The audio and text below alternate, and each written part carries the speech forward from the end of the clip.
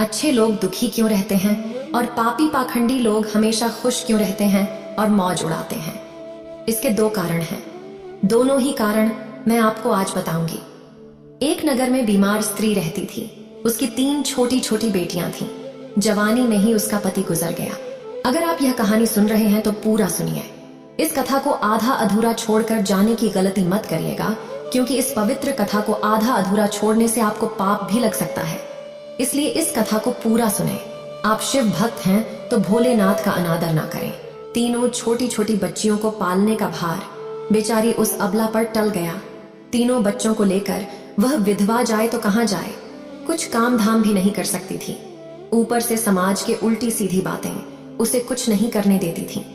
बेचारी लाचार उस महिला को कोई भी सहारा नहीं था। वह अपने पति को याद करके उन बच्चियों को जैसे तैसे पाल रही थी। पति के गम में बीमार पड़ गई। उसे उन बच्चियों की चिंता थी, किस तरीके से इनका पालन पोषण होगा।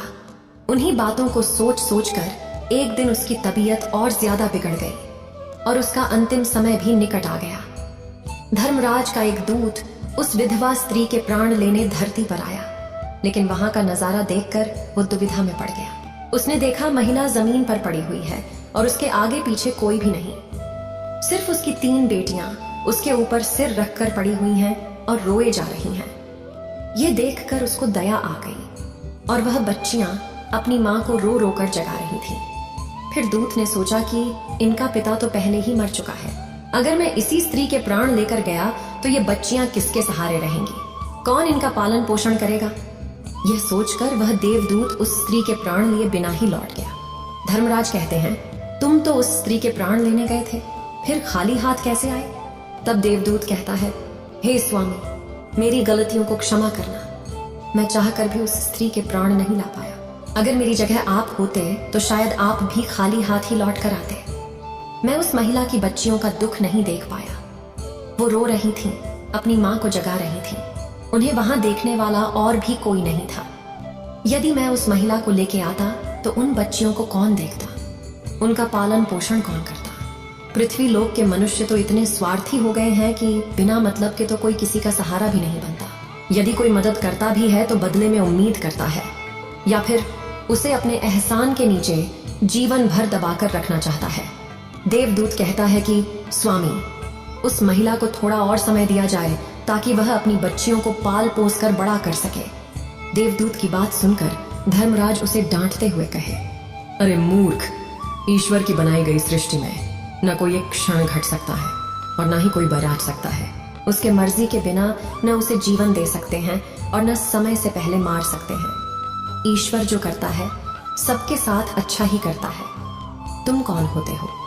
विधाता के नियम को बदलने वाले। तुमने उस महिला को न लाकर ईश्वर के नियमों का उल्लंघन किया है। तुमने बहुत बड़ा अपराध कर दिया है, इसलिए तुम्हें इसका परिणाम भोगना ही पड़ेगा। जिस पृथ्वी के मनुष्य से तुम्हारी ममता है, उस पृथ्वी पर मनुष्य बनकर अपना पाप भोगो। देवदूत कहता है कि हे स्वामी, धरती लोक से मेरा उद्धार कब होगा और कैसे होगा? धर्मराज कहता है, धरती पर जाकर तुम अपनी मूर्खता पर 3 बार खिल लाकर हंस लोगे, उस समय ही तुम्हारा उद्धार हो जाएगा। इतना कहकर धर्मराज ने उस देवदूत को धरती पर ढकेल दिया। वह धरती पर मनुष्य शरीर में आ चुका था। उसके शरीर पर वस्त्र नहीं थे। धरती लोक का एक नियम भी है, जो मनुष्य जन्म लेता है उस समय वह नग्न ही होता है। देवदूत ने जन्म तो नहीं लिया और वह निर्वस्त्र ही एक सड़क के किनारे पड़ा। ठंड से ठिठुर रहा था। वहां से एक मोची गुजर रहा था। वह मोची अपने बच्चों को ठंड से बचाने के लिए कपड़े लेने जा रहा था। रास्ते में ठंड से ठिठुरते एक नग्न व्यक्ति को देखकर उस मोची को दया आ गई। उसने अपने बच्चों को तो कपड़े नहीं लिए, लेकिन इस देवदूत को कपड़े और कंबल जरूर खरीद दिए और कपड़े लाकर उस देवदूत को दे दिए। देवदूत कहने लगा, भाई, आपने मुझे कपड़े देकर मुझ पर बहुत बड़ा उपकार किया है, लेकिन कपड़े देकर आपने मुझे ठंड से तो बचा लिया, लेकिन मेरे पास न कोई घर है और न कोई परिवार है और न ही कोई भोजन का साधन है। तब मोची बोला, हे भाई, तुम मेरे घर चलो, मैं तुम्हारा सारा खर्चा उठा लूंगा। और वह मोची देवदूत को लेकर घर पहुंचा। उधर मोची की पत्नी ने देखा, उसका पति तो बच्चों को कपड़े लाने गया था, कपड़ डेढ़े तो कुछ लाया नहीं, उल्टा एक आदमी को घर बुला लाया है। पत्नी अपने पति से झगड़ने लगी और उसे भला बुरा कहने लगी। यह देखकर वह देवदूत बहुत जोर जोर से हंस पड़ा। मोची पूछा, अरे भाई तुम हंसते क्यों हो? ऐसा क्या देख लिया आपने? तब देवदूत ने कहा, भाई मेरी हंसी का रहस्य मैं आपको नहीं बता सकता, समय आने पर मैं तुम्हें स्वयं ही बता दूंगा। देवदूत मोची के घर में रहने लगा और कुछ ही दिनों में उसने मोची का सारा काम सीख लिया। देवदूत के द्वारा बनाए गए जूते और चप्पल खूब बिक रहे थे। कुछ ही दिनों में मोची धनवान बन गया। दूर दूर तक उसके जूते फेमस हो गए थे। यहाँ तक कि राजा महाराजा भी उससे जूते बनवाने का आदेश देते थे। जब वह देवदूत उसके घर आया था, उसकी तो किस्मत ही चमक गई थी। धन की कोई भी कमी नहीं रही, सब कुछ अच्छा चलने लगा। एक दिन की बात है, राजा का एक सैनिक चमड़ा लेकर उस मोची के पास आया और बोला, देखो हमारे महाराज इसी चाम के बने जूते पहनना चाहते हैं। यह चाम बड़ा कीमती है, तुम ठीक से इससे एक जोड़ी जूते तैयार कर दो और यह चाम खराब नहीं होना चाहिए। इस बात का विशेष ध्यान रखना कि इस चमड़े से सिर्फ जूते ही बनने चाहिए, भूल से भी इसकी चप्पल मत बना देना। राजा का सैनिक चमड़ा देकर चला गया। उधर मोची ने भी देवदूत को समझाया कि देखो राजा वाली बात है, इसमें कोई गलती न करना, चमड़ा भी बहुत कम है, इसलिए चमड़ा खराब नहीं होना चाहिए। जूते की वह कहकर गया है तो जूते ही बनाना। गलती से यदि चप्पल बना दी तो जटिल से भी जटिल सजा देगा। मोची के इतना समझाने के बाद भी देवदूत ने चमड़े की चप्पल ही बनाई। चप्पल देखकर मोची की सांसें फूल गईं। वह देवदूत को डांटने लगा, यहाँ तक कि डंडा लेकर उसे मारने के लिए दौड़ा, कहने लगा, अबे मूर्ख, तुझे बार बार समझाया था कि जूते ही बनाना, लेकिन तूने चप्पल बना दी। अब राजा हमें छोड़ेगा नहीं, तू भी मरेगा और साथ में मैं भी मारा जाऊंगा। वह हमारे पूरे घर को फांसी लगवा देगा। मोची को अत्यंत दुखी देखकर देवदूत एकदम से खिलखिलाकर हंसने लगा। मोची बोला, अबे मूर्ख आदमी, काम बिगाड़कर अब हंस रहा है।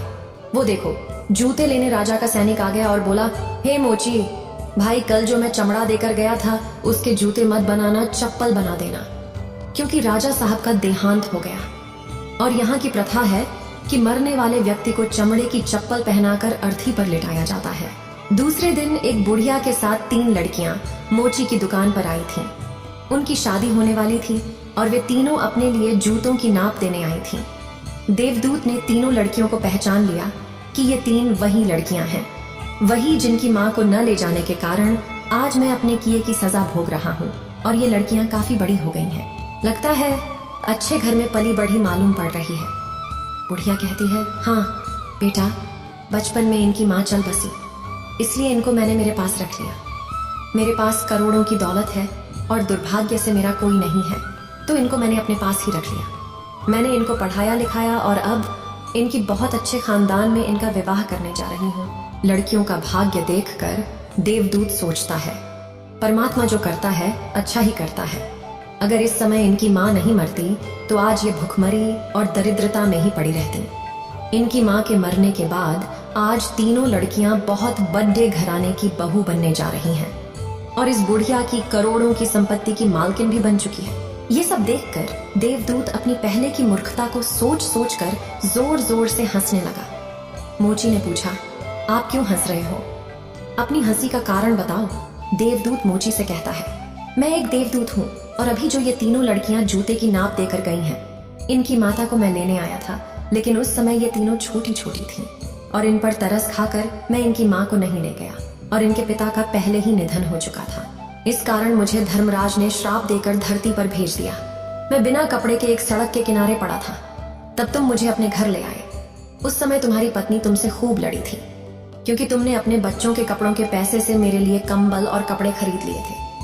तब मैं पहली बार तुम्हारी पत्नी की मूर्खता को देखकर खूब हंसा था, क्योंकि तुम्हारी पत्नी उस लाभ को नहीं देख पा रही थी जो मेरे आने से तुम्हारे घर में होने वाला था। और दूसरी बार हंसी मुझे जब आई, जब तुम राजा के जूते नहीं बना सके और तुम डंडा लेकर मेरे पीछे भागे।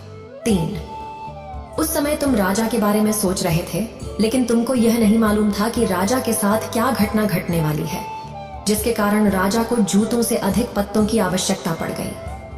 कई बार ऐसा होता है, हम चीजों को देखकर या सोचकर दुख मनाते हैं जो हम उसे देख नहीं पाते और वह जो होने वाला होता है। कई बार परमात्मा हमारी अच्छाई या भलाई के लिए हमारे साथ बुरा करता है, पर हम उसे देखकर भगवान को कोसते हैं। हम उस अच्छे को नहीं देख पाते जो हमारे साथ भविष्य में होने वाला है। कई बार हमारे साथ वर्तमान में अच्छा होता है तो हम बहुत खुश होते हैं, लेकिन हम यह नहीं देख पाते कि भविष्य में क्या होने वाला है। हमारे साथ दो तरह की घटना होती है, अच्छी और बुरी, लेकिन हमें हमेशा यह सोचना चाहिए भगवान जो करेगा अच्छा ही करेगा। यह सोचकर आगे बढ़ना चाहिए। अच्छे लोग दुखी इसलिए रहते हैं क्योंकि अच्छे लोगों के साथ बाद में अच्छा हो सके, और दूसरा कारण यह है कि अच्छे लोग हमेशा ईश्वर से जुड़े रहते हैं और इनको ईश्वर से जुड़ा रहना भी जरूरी है कि उन पर दुख आते रहना चाहिए। अंत में देवदूत मोची को सब कुछ समझाकर वापस धर्मराज के पास चला गया। इस वीडियो को बोलते समय कोई त्रुटि हो तो मैं क्षमा चाहती हूँ। उम्मीद है आप सभी को ये वीडियो अच्छी लगी होगी। अगर आप शिव के सच्चे भक्त हैं तो चैनल को सब्सक्राइब और वीडियो को लाइक करके कमेंट में हर हर महादेव लिख दीजिए।